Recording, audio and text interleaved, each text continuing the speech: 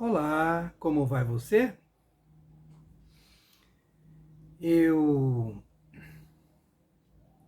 há muitos anos atrás, quando eu comecei a fazer esse livro, A História do Diabo, uma invenção humana, a ideia era discutir a questão da dificuldade que nós humanos temos de assumir os nossos erros e de precisar de um diabo ou de uma terceira pessoa, de alguém em quem projetar as nossas coisas, né? Nós fazemos coisas, nós cometemos erros, não queremos assumir. Quando fazemos coisas boas, é mérito nosso.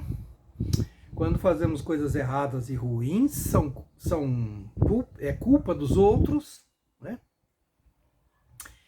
E ao trabalhar nesse livro, que demorou 15 anos para ser feito, a história do diabo, sobre a desinvenção humana e o sentido das trevas, esse livro, que precisa ser lido com muito cuidado, foi, na verdade, um estudo que eu fiz da obra do Daniel Defoe. Foi sobre ele que eu falei um pouquinho numa apresentação em inglês que eu fiz agorinha mesmo, porque tem um autor americano que estaria interessado em traduzi-lo para inglês. O Daniel Defoe, ele escreveu um livro que foi quem fez com que ele fosse conhecido no meio da língua portuguesa, que é o Robinson Crusoe. Robinson Crusoe foi uma história aparentemente verídica, que eles saem da Inglaterra num barco de exploração do sul e eles se acidentam e o barco choca contra pedras e se afunda no sul da Argentina. E o Daniel Defoe nada para uma ilha e lá ele vive durante muitos e muitos anos. E curioso, porque quando ele saiu da Inglaterra, ele deixou uma namorada e disse que ia voltar para se casar em algum tempo, pouco tempo. Mas ele ficou ali, ele se acidentou, naufragou e ficou ali nas costas da Argentina, numa ilha que não tinha esse nome, mas que ficou com esse nome em homenagem a ele, Robinson Crusoe. Ele ficou muitos anos nessa ilha. Tem filme a respeito disso que eu aconselho, eu acho que seria tão bom se você pudesse ver. E tem umas histórias maravilhosas a respeito desse autor, né? Uma nesse mesmo filme, nesse mesmo livro sobre Robinson Crusoe, ele constrói um barco para sair de lá e voltar. Ele tinha vontade de voltar para a Inglaterra, porque estava sozinho numa ilha, arrumou um amigo indígena e viveu com esse amigo ali muitos anos. E começou a construir um barco com ferramentas que ele depois pegou dos restos do navio que naufragou, do barco que naufragou.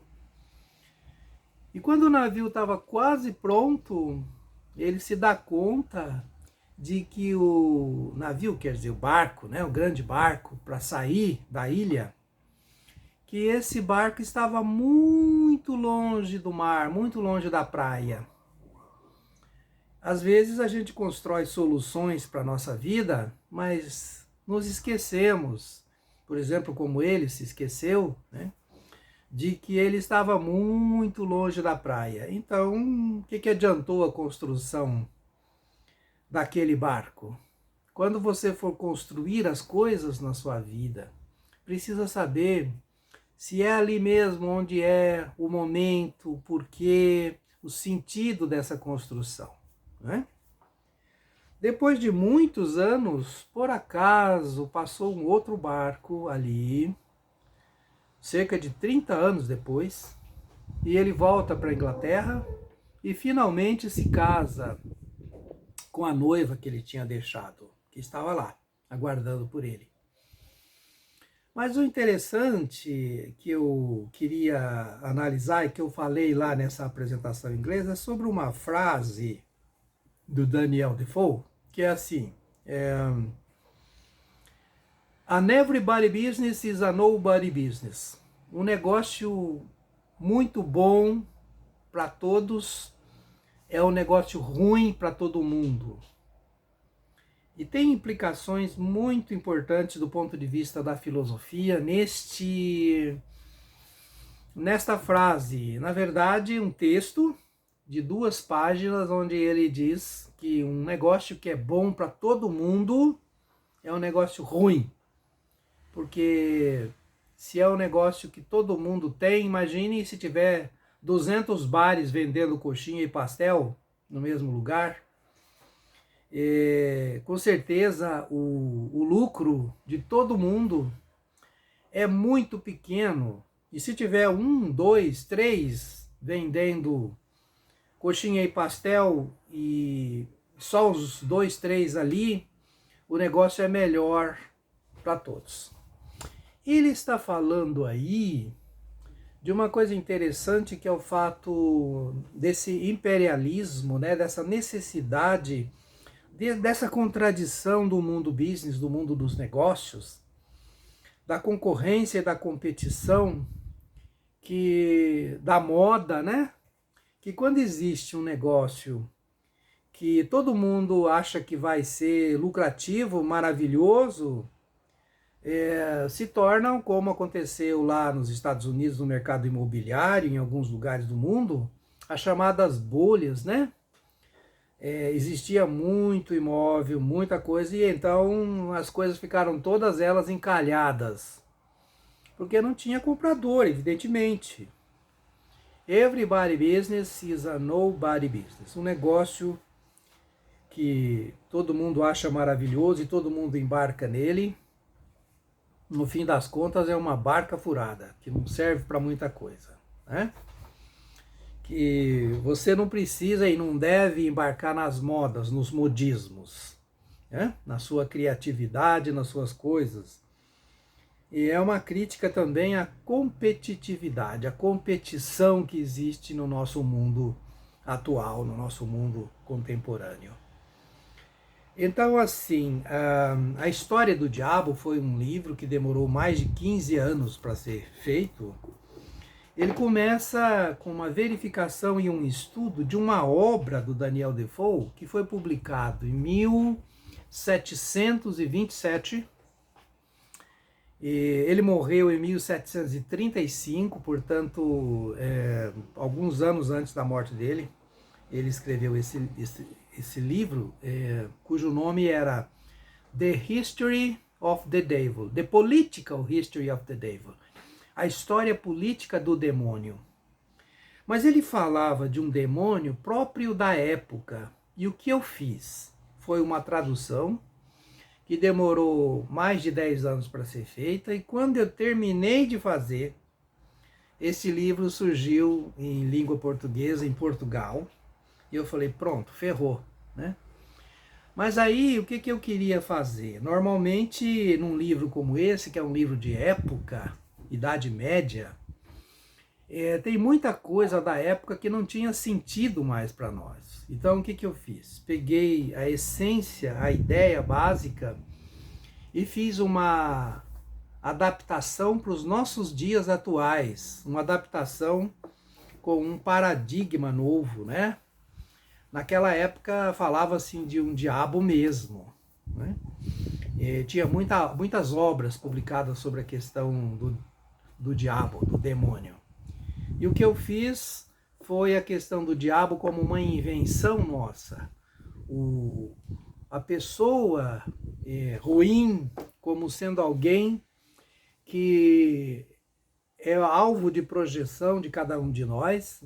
Nós precisamos de alguém para assumir a culpa pelas coisas que nós fazemos. O Freud chamava isso de projeção, né?